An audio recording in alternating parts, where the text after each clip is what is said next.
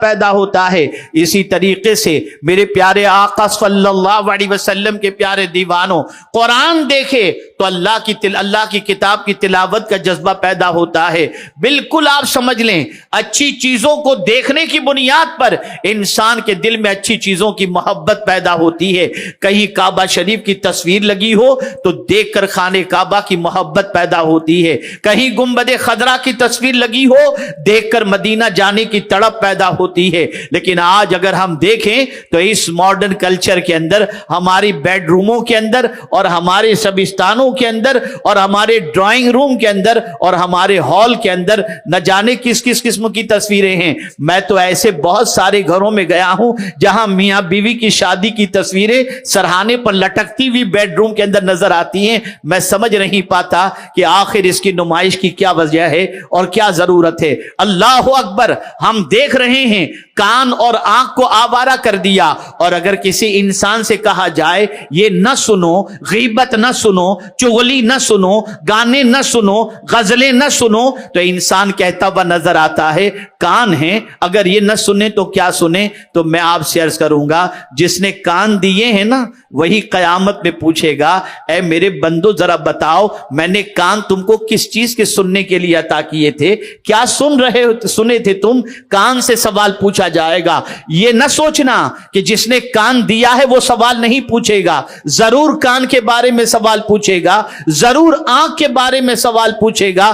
اسی لیے کان کیا سننا چاہیے، کان سے اس کے حوالے سے بھی قرآن نے بتایا، رسول اعظم صلی اللہ علیہ وسلم نے بتایا، اور آنکھ سے کیا دیکھنا چاہیے اسے بھی اللہ نے بتایا اور اس کے رسول صلی اللہ علیہ وسلم نے بھی بتایا۔ اب یہ دو چیزوں کا مختصر سا آپ کے سامنے مختصر سے تمہیدی کلمات کے بعد میں آپ کو بتاؤں، یہ آج جو کلچر گناہوں کا بنتا جا رہا ہے، برائیوں کا بنتا جا رہا ہے، اس میں آنکھ اور کان کا بہت بڑا دخل ہے۔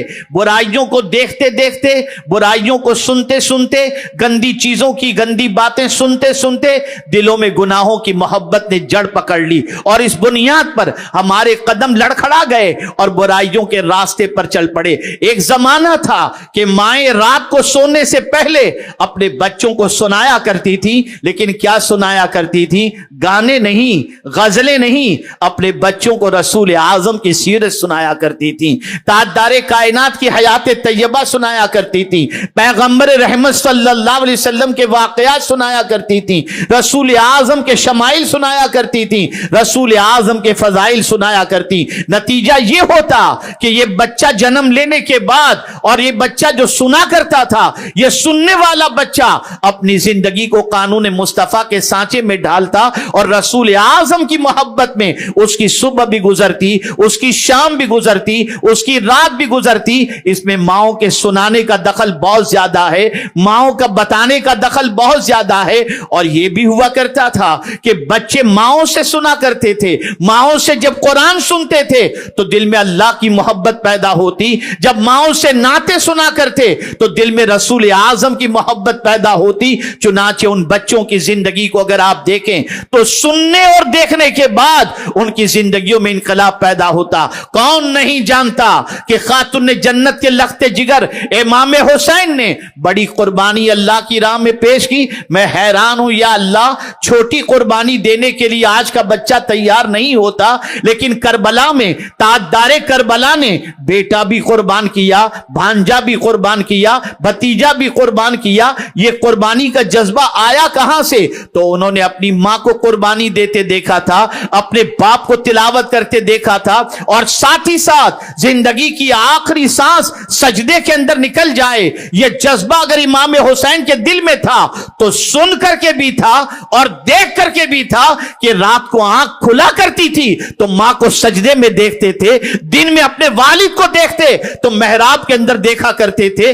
اس وجہ سے ان کی زندگی میں یہ انقلاب پیدا ہوا۔ یاد رکھیں، اچھی باتیں سنا کرو، اچھی باتیں دیکھا کرو، اچھی چیزیں دیکھا کرو، تاکہ تمہاری زندگی کے اندر انقلاب پیدا ہو جائے۔ میں آپ کو بتاؤں، اللہ اکبر، حضرت اسماعیل حقی رحمت اللہ تعالی علیہ تفسیر روح البیان کے اندر ارشاد فرماتے ہیں، जिसे हुजूर की जियारत की तमन्ना हो उसे चाहिए कि वो कुरान में बार बार देखा करे, कुरान को बार बार देखा करे, कुरान खोलकर कुरान को बार बार देखा करे।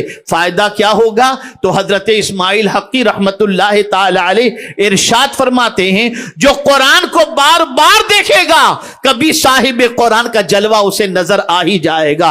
आप मुझे बताओ, आज हमारी खवातीन अल्लाह के रसूल सल्लल्लाहु अलैहि वसल्लम की मोहब्बत में कितनी सरशार हैं। अगर मैं ये कहूं कि उनके स्क्रीन के ऊपर हीरो की तस्वीरें हैं तो मैं समझता हूं ये कह के कर हम थक चुके और अब बूढ़े हो चुके, लेकिन कोई फर्क नजर नहीं आता। लेकिन इतनी बात मैं जरूर अर्ज करूंगा, ऐ खवातीन इस्लाम, कोई आपके काम आने वाला नहीं है, एक दिन इस दुनिया से जरूर जाना है। अगर कोई जात जमीन के ऊपर भी हमारी दस्तगीरी कर सकती है और कब्र की तारीख वादी में भी हमारा सहारा बन सकती है और मैदान महशर के अंदर भी हमारे लिए काम आ सकती है, तो वो जात है मदीने के ताजदार की जात, रसूल आजम सल्लल्लाहु अलैहि वसल्लम की जात। अब आइए मैं आपको समझाता हुआ चलूं। आप कहेंगी कि देखकर सुनकर मोहब्बत पैदा होती है, कभी मोहब्बत देखकर सुनकर भी और एहसान के जरिए भी मोहब्बत पैदा होती है। किसी का एहसान है, दिल में मोहब्बत पैदा हो गई। किसी का एहसान है, एक माँ का एहसान है कि माँ ने जन्म दिया, माँ की मोहब्बत पैदा हो गई। बाप का एहसान है कि उसने पाला, बाप की मोहब्बत पैदा हो गई। लेकिन हम जब जमाने पर निगाह दौड़ाते हैं तो ऐसे हजार माँ बाप मिलेंगे जिन्होंने बच्चों को जन्म तो दिया है लेकिन बच्चों के दिलों में उनकी मोहब्बत मौजूद नहीं है। लेकिन मैं आपसे पूछना चाहता हूं, मुआशरे के अंदर ऐसे बहुत सारे इंसानों की जिंदगी का आप जायजा ले सकते हैं, लेकिन मैं आपको बताऊं, दुनिया का इंसान एहसान करता है तो लिमिटेड एहसान करता है। तारीख इस्लाम का मुताला करो, रसूल रहमत की आमद से पेशतर का मुताला करो, औरतों की जिंदगी का मुताला करो, उनकी सिचुएशन क्या थी, तो आप महसूस कर सकेंगी कि पैगंबर रहमत सल्लल्लाहु अलैहि वसल्लम की आमद से पहले औरतों का हाल क्या था। बेवा को सबसे ज्यादा इस तरीके से तसव्वुर किया जाता कि ये अगर किसी घर में चली जाए तो वो घर नर्क हो जाएगा। ये बच्ची की पैदाइश को बहुत बुरा तसव्वुर किया जाता, यहां तक कि उसे जिंदा जमीन में दफन कर दिया जाता। लेकिन मुझे बताओ, अल्लाह के रसूल सल्लल्लाहु अलैहि वसल्लम ने इन औरतों को कैसा ऊंचा मकाम अता फरमाया। आप जरा देखेंगे तो महसूस होगा।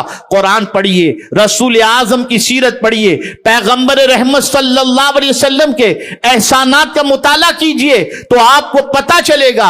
एक शख्स बारगाहे रसूल में हाजिर हुए और हाजिर होकर अर्ज करते हैं, या रसूल अल्लाह सल्लल्लाहु तआला अलैहि वसल्लम, सबसे ज्यादा मुझ पर किसका हक है? पैगंबर रहमत सल्लल्लाहु अलैहि वसल्लम ने फरमाया, तेरी मां का।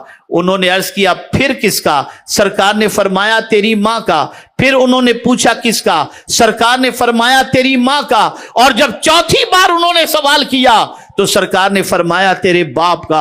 आप जरा मुझे बताइए, मैं अगर ये कहूं तो गलत नहीं होगा कि आज के दौर के अंदर माओ को बुढ़ापे के अंदर अगर सबसे ज्यादा कोई साथ देता नजर आता है तो बच्चों के कंपेयर के अंदर बच्चियां ज्यादा साथ देती नजर आती हैं। मैं इस पर जब गौर किया तो मेरी अक्ल दंग रह जाएगी।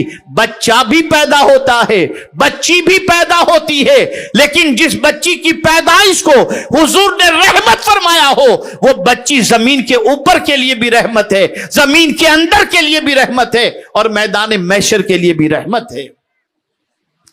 आप जरा सोचो, अगर कोई औरत मां है तो सरकार ने उसके कदमों के नीचे जन्नत रख दी। अगर बहन या बेटी है तो हुजूर सल्लल्लाहु अलैहि वसल्लम इरशाद फरमाते हैं, जिसने अपनी 2 बेटियां या 2 बहन या 3 बेटियां या 3 बहन की सही मानों में परवरिश की, यही बेटियां और यही बहन कल बरोज़े क़यामत जन्नत में जाने का उसके लिए जरिया बन जाएंगी। आप जरा सोचो, रसूल आज़म सल्लल्लाहु अलैहि वसल्लम ने अपनी रिज़ाई बहन शीमा के साथ जो सलूक किया, तारीख उसके हवाले से गवाही देती हुई नजर आएगी। लेकिन ऐ ख़वातीन इस्लाम, औरतों ने रसूल आज़म का एहसान फरामोश कर दिया। اگر کوئی عورت بیوی کی حیثیت سے ہے تو پیغمبر رحمت صلی اللہ علیہ وسلم نے اعلان کر دیا تم میں سب سے بہتر وہ ہے جو اپنے اہل و عیال میں بہتر ہے، اور پھر سرکار نے فرمایا میں تم سب میں بہتر ہوں کہ اپنے اہل و عیال میں بہتر ہوں۔ آپ ذرا سوچو، بیوی کے ساتھ اس نے سلوک کی تعلیم اللہ کے رسول نے دی، ماں کے ساتھ اس نے سلوک کی تعلیم اللہ کے رسول نے دی، بیٹی اور بہن کے ساتھ اچھی سلوک کی حضور نے تعلیم دی، خالہ اور پھوپھی کے ساتھ اچھے سلوک کی حضور نے تعلیم دی، حضور نے اختیار دیا۔ اور میں حیران ہوں، اللہ اکبر، پیغمبر رحمت صلی اللہ علیہ وسلم کی تعلیمات اور عورتوں پر احسانات کے حوالے سے کہ اللہ کے رسول صلی اللہ تعالی علیہ وسلم نے جس طریقے سے مردوں کو علم حاصل کرنے کے لیے حکم دیا اور علم حاصل کرنا ان کے لیے فرض فرمایا، ایسے خواتین کے لیے بھی فرض فرمایا۔ یہی وجہ ہے کہ آقا کریم صلی اللہ علیہ وسلم کی بارگاہ میں خواتین آ کر کے عرض کرتی، یا رسول اللہ صلی اللہ تعالی علیہ وسلم، آپ کے خطابات اور وعظ کو صحابہ تو سن لیتے ہیں، ہمارے لیے کوئی ایک دن مقرر فرما دیں جس میں ہم آپ سے وعظ و نصیحت سنیں اور اپنی زندگی میں انقلاب پیدا کریں۔